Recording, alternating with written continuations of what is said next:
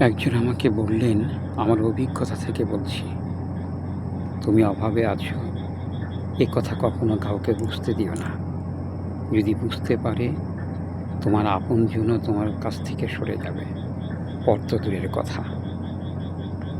যে কারণে যতই অভাবে থাকো না কেন, এমন কৌশল অবলম্বন করো যাতে সেটা কেউ বুঝতে না পারে।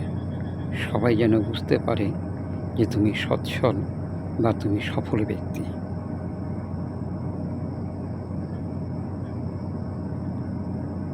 এটা সত্যি।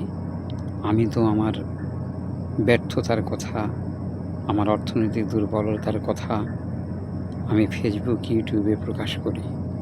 সেই জন্যই কি সবাই আমার থেকে দূরে সরে যাচ্ছে কিনা জানি না।